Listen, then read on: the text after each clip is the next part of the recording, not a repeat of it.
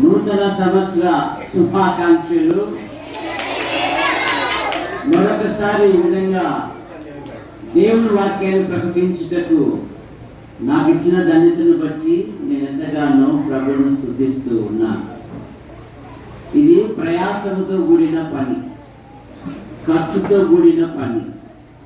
మీరు కూడా తల్లిదండ్రులైన వారు ప్రతి సంఘంలో నుండి పిల్లలను నడిపించారు, మీరు కూడా వచ్చారు. మిమ్మల్ని బట్టి, ఇక్కడున్న పెద్దలను బట్టి ప్రభు అయిన యేసుక్రీస్తు నామములో వందనాలు తెలియజేస్తున్నాను.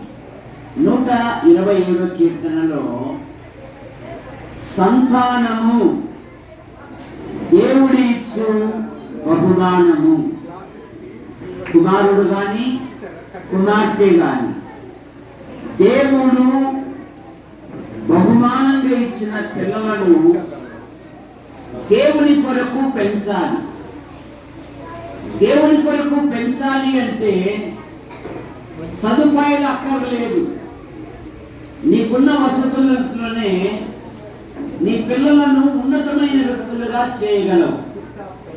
బైబిల్ పండితులు అన్నారు, తల్లిదండ్రులు తమ పిల్లలను 1 హీరోగా చేయగలరు, 2 నీరోగా చేయగలరు, 3 జీరోగా చేయగలరు. కానీ మోషే తల్లిదండ్రులు తమ పిల్లలను హీరోలుగా చేశారు. లక్షలాది మంది నడిపించుటకు మోషే నాయకుడుగా ఉన్నాడు. అతి పరిశుద్ధ స్థలంలో ప్రవేశించుటకు అహరోను ప్రధాన యాజకుడుగా ఉన్నాడు. మిరియాము ప్రవక్తిగా ఉంది. కానీ మోషే తల్లిదండ్రులు వారు రాజ భవనంలో లేరు, కానీ దాసత్వంలో ఉన్నారు. దాసత్వంలో వారికి ఆధ్యాత్మిక జీవితం ఎలాగుందంటే వారిని కఠినపరుస్తున్నారు, హింసతో పని చేయించుకుంటున్నారు, వారిని శ్రమ పెడుతూ ఉన్నారు. కానీ అత్యంత సమయంలో మోషే తల్లిదండ్రులు తమ పిల్లలను హీరోలుగా చేశారు. కనుక దేవుడు బహుమానం ఇచ్చిన పిల్లలను దేవుని కొరకు పెంచాలి. న్యాయాధిపతుల గ్రంథం 13వ అధ్యాయం 8వ వచనములో సంసోను తల్లిదండ్రులు సంతానం పుట్టక మునిపే పిల్లల పట్ల వారు ఒక ప్రణాళిక కలిగి ఉన్నారు. న్యాయాధిపతుల గ్రంథం 13వ అధ్యాయము 8వ వచనం, పుట్టబోవు ఆ బిడ్డకు మేము ఏమేమి చేయవలెను, ఏమేమి నేర్పవలెను అనే మాట మనం చూస్తాం. తూర్పు దిక్కు జనులలో అత్యంత ధనవంతుడు యోబు. దేవుని యందు భయభక్తులు కలిగిన వాడు, చెడుతను విసర్జించిన వాడు, నీతిమంతుడు, న్యాయవంతుడు, యథార్థవంతుడు. తూర్పు దిక్కు జనులలో అతడే గొప్పవాడే ఉన్నాడని దేవుడు యోబుని గురించి సాక్ష్యం ఇచ్చారు. కానీ ధనవంతుడైన యోబు, యథార్థవంతుడైన యోబు, చెడుతను విసర్జించిన యోబు, దేవుని యందు భయభక్తులు కలిగిన యోబు, సంపద మీద మనసు లేదు కానీ సంతానం మీద మనసు ఉంది. యోబు గ్రంథం 1వ అధ్యాయం 5వ వచనంలో వారి వారి విందు దినములు పూర్తి కాగా యోబు అరుణోదయమే లేచి వారిని పవిత్రపరచుచు వచ్చిననే మాట మనం చూస్తాం. యేసు ప్రభు ఉన్న దినాలలో యెరూషలేము తల్లులు తమ పిల్లలను ప్రభు యొద్దకు తీసుకొని వచ్చారు. ఎందుకు తీసుకొని వచ్చారంటే దేవుడు వారిని ఆశీర్వదించాలి అని. ప్రభు అయిన యేసుక్రీస్తు వారు వారిని ఎత్తుకొని కౌలించుకొని వారిని ఆశీర్వదించెను అనే మాట మనం చూస్తాం. కనుక మీ యొక్క తల్లిదండ్రులు ఎంతో మంచివారు. ఈ సెలవు దినాలలో పిక్నిక్లకో షికార్లకో ఎక్కడికో వెళ్ళకోకుండా దేవుని సన్నిధికి నడిపించారు అంటే మీ తల్లిదండ్రుల కొరకు కూడా మీరు ప్రార్థన చేయాలి. అమెరికా 16వ అధ్యక్షుడు అబ్రహాం లింకన్ ఆయన ఒక మాట అన్నాడు, నా తల్లి వంటి తల్లి ప్రతి యవనస్తునికి ఉంటే ఈ ప్రపంచంలో జైలే అక్కరలేదు. అందుకే ఎఫెసు పత్రిక 6వ అధ్యాయంలో, తండ్రులారా మీ పిల్లలకు కోపం రేపక ప్రభు యొక్క శిక్షలోను బోధలోను వారిని పెంచుడి అనే మాట మనం చూస్తాం. కనుక దేవుడు బహుమానం ఇచ్చిన పిల్లలను బట్టి మన ప్రభుని స్తుతించాలి.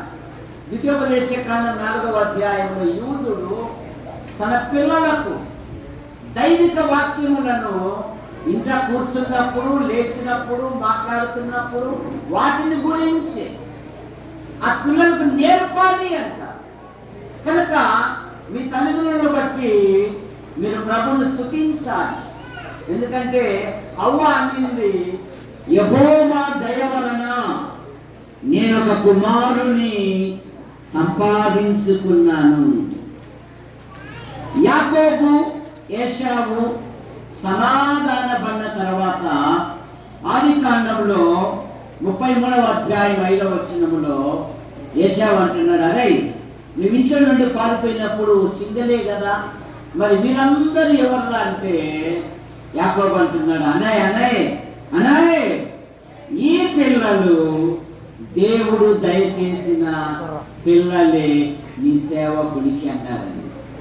కనుక దేవుడు బహుమానం ఇచ్చిన పిల్లల కొరకు తల్లిదండ్రులు ప్రార్థించటం వలన వారి జీవితాలలో దేవుడు అద్భుత కార్యాలు జరిగిస్తాడు. లేయా మరి దేవుడు నాకు బహుమానం ఇచ్చాను అని ఒక చక్కని పేరు పెట్టింది. అలాగే లేయా దేవుడు నాకు ప్రతిఫలం ఇచ్చాను, దేవుడు నా ప్రార్థన అంగీకరించాను.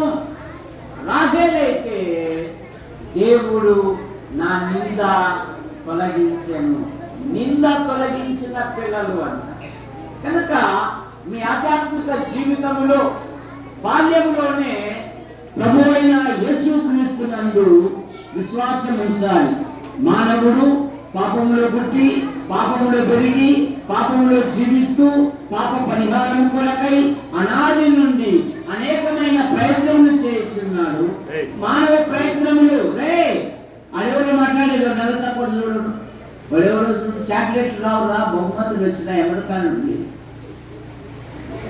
కనుక మన పాపముల కొరకు, మన దోషముల కొరకు దేవుడే యేసుక్రీస్తు నామములో భూలోకానికి వచ్చి మన పాపముల కొరకు, మన దోషముల కొరకు, మన అపరాధముల నిమిత్తమై ఆయన శిలువలో బలియాగమయ్యాడు. యేసు రక్తము ప్రతి పాపము నుండి మనలను పవిత్రులుగా చేయును. బైబిల్ సెలవిస్తుంది కదా, యోహాను సువార్త 5:24లో, నా మాట విని నన్ను పంపిన వాని యందు విశ్వాసముంచు ప్రతివాడు నిత్య జీవము గలవాడు, వాడు మరణంలో నుండి తీర్పులోనికి రాక జీవంలోనికి దాచును. సమూయేలు పాలు మాని